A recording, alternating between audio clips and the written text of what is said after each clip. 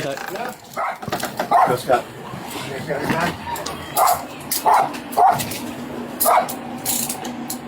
Anything out there you should have right now? Wallet. Excuse me, puppy. Scott, watch your step. Be careful over here. Love you guys. Let me know where you guys are. Yeah, down the road. Who said I love you? Someone said, Johnny, I love you. Bye, because you're not going to come back here again. Oh.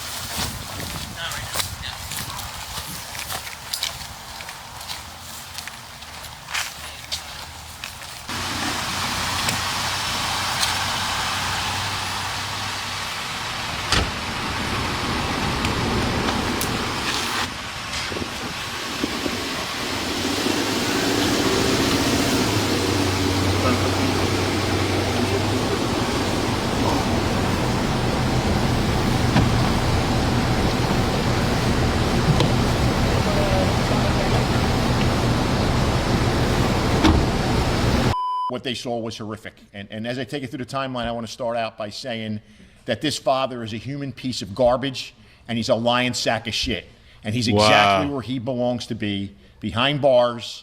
He's facing felony aggravated child abuse and felony aggravated manslaughter. So my hope for him is every night when he closes his eyes and every morning when he opens his eyes, his son, Sebastian, sits there and says, Dad, why did you do this to me? Because there is no reason for this little boy to be dead. So we're going to take you through a timeline here of what the investigators put together. So, Andrew? So, Hanky Panky's Lounge, where he gets his hair cut. What he does is he pulls in here, leaves the baby in the car, 11:30 a.m. He gets his hair cut. He then parks his car with Sebastian in it when he gets his hair cut. They then park over here. Sebastian's in the back of the car. The car seat faces the rear window of the car, where he then enters Hanky Panky's Lounge around noon. So you figure the baby's been in the car the ride over. Now, half hour later, after the haircut, baby's still in. Well, one, I'm surprised he's able to get a haircut in a half an hour. For my haircut, that's pretty simple. It takes like an hour, 40 minutes to an hour. Some of these people take an hour and a half. The other thing, I can't believe that this guy left this kid, his toddler, in the car for a haircut. You can bring your baby inside. It's not ideal, you know. I've had to do it a few times in the past. Bring the baby in with a stroller. I even had it where you hold the baby in your hand, soothe the baby, and you're getting a haircut. You know, like whatever you get. If it's that bad and you have to get a haircut, you find a way. Sometimes somebody might help you, or a friend, or if you don't have any friends, bring the baby with you. If you don't have any friends available, bring the baby with you. Hold the baby, bring the baby in a stroller. Maybe if you're lucky, the baby's sleeping, give the baby a bottle. There's so many things that you could do. This guy just leaves his child in the car, incredible, and then goes over to drink. He decides he's going to go into Hanky Panky's to have a cocktail. He's there from noon to 2:40. So for 2 hours and 40 minutes, that little guy is inside that car. He says the windows were down, but he's a lying sack of shit on a lot of other stuff, with a little mini fan with AA batteries in it blowing on the baby. So he. So he didn't even have the car on, or did he have the car on? Not that any of that's excusable, but he had a little fan drinks on there. His beers. He has a couple shots of Fireball, and then he comes out of the bar at 2:40 or whatever, and then you hear this frantic 911 call that Orman responds to. So if you go around what we got here with witnesses, 11:30 at the haircuttery place, 11:41. He pays for their haircut. Customer ahead of him pays for his haircut. Customer ahead of him pays for his haircut. Wow. He heads over, finishes the barber, goes over across the street, and then he heads there. Bartender serves him. Thank God we got great witnesses. Bartender says, never saw Sebastian in the bar, although there have been times where he's brought Sebastian in the bar. Buys his first round of drinks, 1 o'clock. Well, some of these bars will not let you have a child with you. Like, they don't take it. They don't let anybody under 18 sit at the bar. A customer. Maybe he sat somewhere on the side, or I don't know. First car backs into the bartender's car.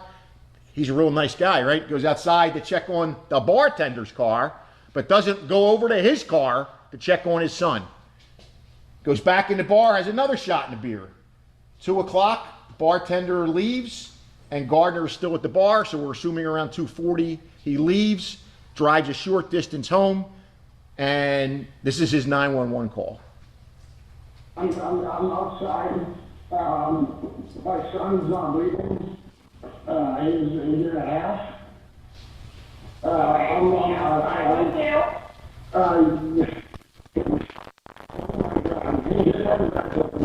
Oh my God. Okay, Which is a lie. okay. How old is he? A year and a half. I want to hear that real quick again. What part was the lie? I'm on island.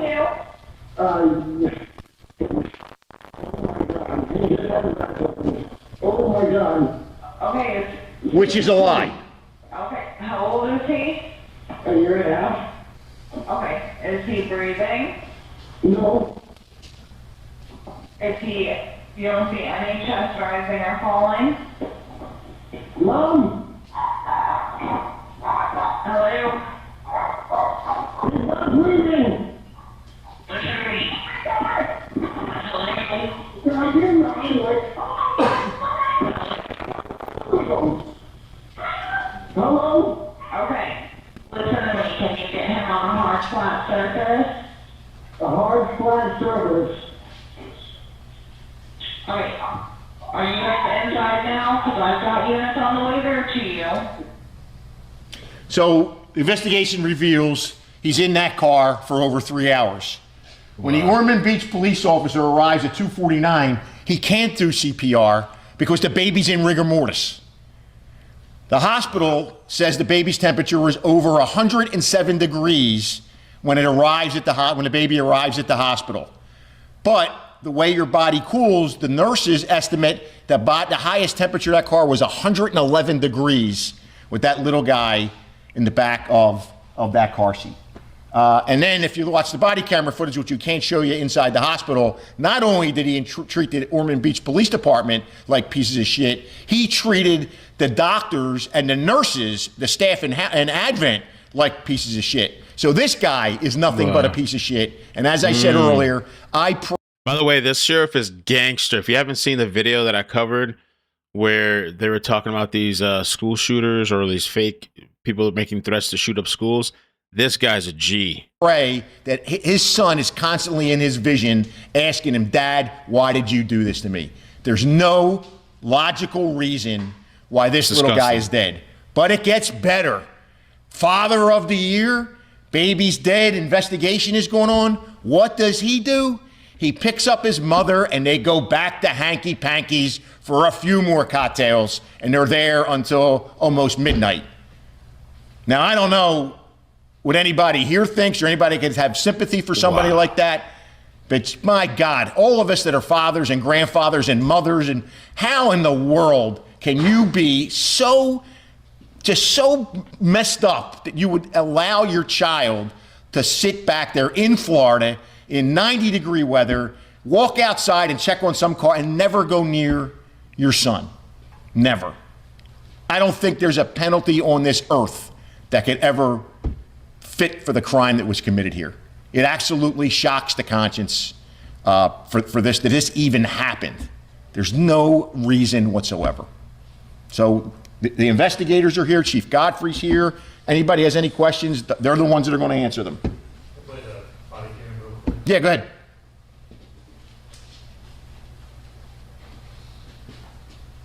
Was that body cam now?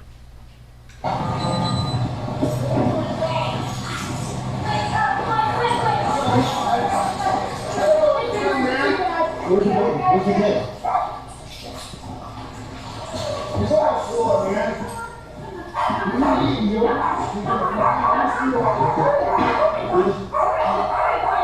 Please, oh my God. You let stop. Now remember, the baby's dead over an hour at this point in time. Emergency. So I guess Dad had to figure out some kind of story, and Orman will tell you what they discovered with the car, with the position of the car seat, even if the air conditioner was blowing, it was great in the front seat and the passenger seat, but the back of the car, there was absolutely a difference in the temperature of the vehicle as well.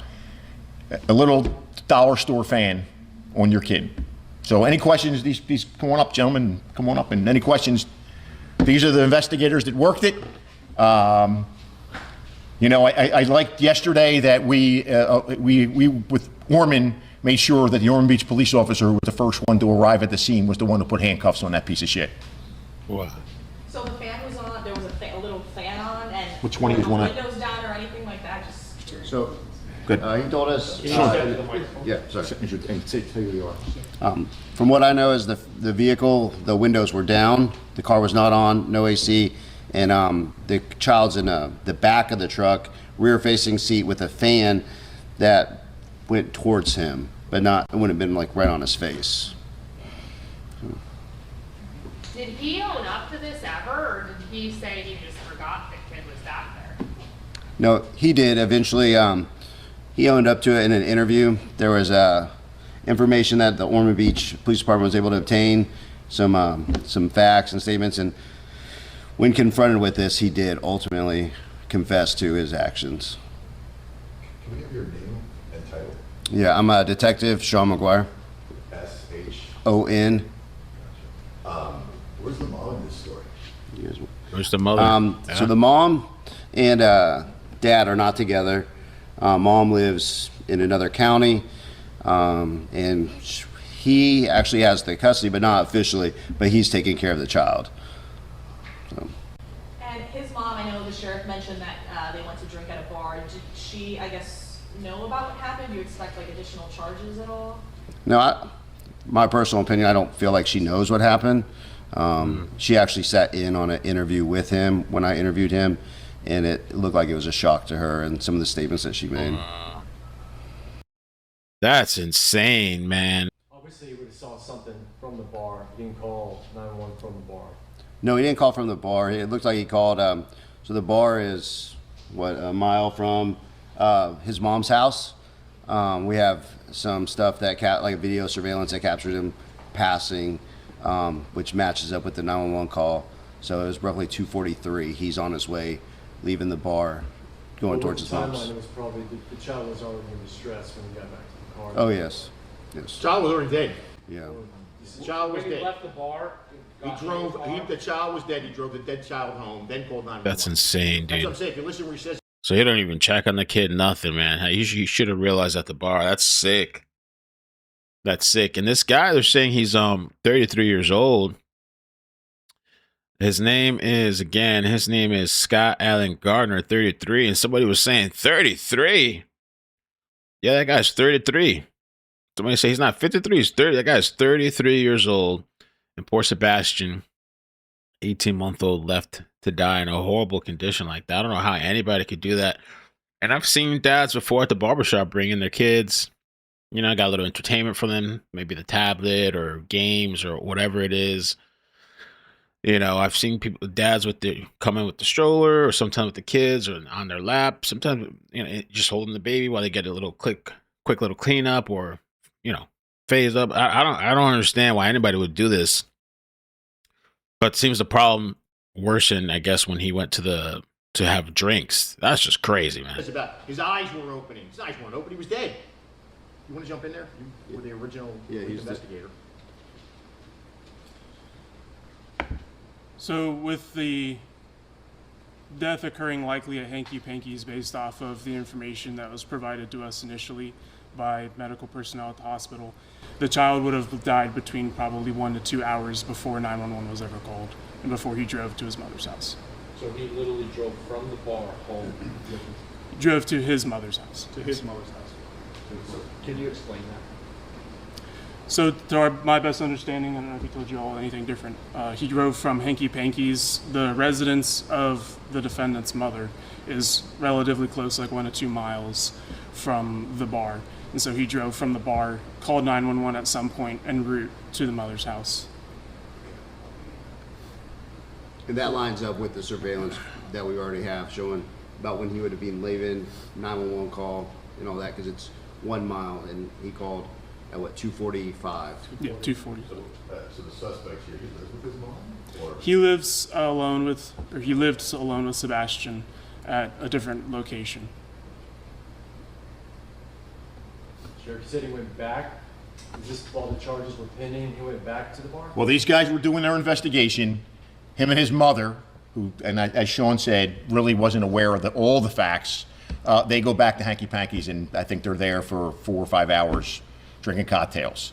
I do want to say, though, these guys did a phenomenal job. They rounded up. People were giving us information. There was no, we're not going to give you information. They were giving us everything they could possibly give, which made the investigation, I think, run so much faster to get to where we are now. Were those people that were given the information, once they found out it was a kid, did that make it easier because they were, concerned about the child? I'll let them answer it, but I think Sebastian had been in that bar, Hanky Panky's. They let him in there with the child. So they all knew the little guy. Did any witnesses ever share maybe what was the mother and the father's, I guess, vibe once they went back to Hanky Panky's after the child had? Go ahead. You interviewed with them. They said that they didn't seem as distraught as you would expect someone to be for their child having just passed, which is consistent with the interactions that we had with him when we were at the hospital. Being that he had taken his son into Hanky Panky's in the past, did he say why he didn't do it this time? I couldn't answer that at this time. It's definitely the death of a child is a senseless, tragic thing, but with this having been as preventable as it could have been, both between the bar and his mother's residence being so nearly located, You saying that you guys said that he lived with the baby, were there ever, I guess, signs of negligence or abuse prior to this happening? No. Did he understand driving from the bar home that Sebastian was no longer with him, was dead? I mean, did he indicate, yeah, I knew it, and he called 911 in between that bar and the house, so he wasn't at a bar? So you guys didn't come say, well, you're at a bar, you're going to get arrested anyway? Do you understand what I'm saying? It seems like he drove a little away and then called 911. It's not, He was safe. It's not far. I mean, it's just down the street. I'm not sure what his justification was, but when he did go outside, he discovered something was wrong. His statements were, he blew into his mouth, his eyes open, so he thought everything might be okay. And the closest place to him is his mom's. So that's why he headed there. Was he drinking his cares away? Was he drunk by the time you guys got to him? Or did we even know that? Well, from watching Bodycam video and some information we've obtained, in the doctor, if I'm wrong, let me know, but the doctor stated they could smell alcohol on him at the hospital. Oh, wow. Chief Godfrey? Yes. Thank you, Sheriff. Good afternoon, Chief Godfrey, Jesse Godfrey, Ormond Beach Police Department. Thank you for being here. On behalf of the police department and our partners at the Sheriff's Office and the State Attorney's Office, we want to extend our condolences to the family and all those affected. Standing right here behind me, this is probably one of the worst calls that law enforcement has to go on, and we have to deal with it, and we are providing services to our officers as far as mental health and wellness, because this is a tough one. I'll tell you that. This will never leave us. The sheriff did a great job outlining the arrest and the circumstances leading up to it. I will just say that when a child's life is lost like this, there has to be accountability, and that's what's happening right now. And I'm pleased with the way the investigation started out. It started out as a CPR call, an infant CPR call, and then it evolved into this, what you're here to see today. The collaboration between the Sheriff's Office and the State Attorney's Office, I'm proud of what our men and women did from Ormond Beach. I'm proud of what you detectives did from the Sheriff's Office and the State Attorney's Office. They're not here right now, but they did a great job as far as prosecution and helping us out along the way, and I can't highlight the collaboration enough. I will take this time to educate and warn the public. It takes about, in a car in Florida, with our Florida heat, it takes minutes for the back seat with all the windows closed for it to become deadly. And a child's body heat heats up 3 to 5 times faster than an adult's. And I'm not a physician, but I just know there's something with toddlers and babies that they heat up and they can't control their heat. They don't have the thermostat that we do. And I just can't stop thinking about young Sebastian in that car seat. The sheriff highlighted it, but I just can't. I can't leave that thought. Can't leave my brain. I know our detectives are impacted by it, and it's just a horrible thing, and I'm just glad he's being held accountable. I will tell you that Officer Mark Pedoviano, our officer on scene that was trying to do CPR, the sheriff was gracious enough to let him put the handcuffs on the suspect. I texted him this morning, and I wanted to make sure he was doing okay. I stopped by the scene the day of the incident, and I wanted to check on him today, and he said it really helped. So thank you for that, Sheriff, and your staff, that whoever coordinated that. And again, child safety, that's our job. We're supposed to keep our children safe. And I just ask parents and guardians. I'm a grandfather, I'm a father. I know there's parents in the room right here on the other side of those cameras. It's probably your worst nightmare. And I would just say, do everything you can do to educate the public. There's apps, there's classes you can take if you don't have the money. There's so much technology out there now. This tragedy should never happen.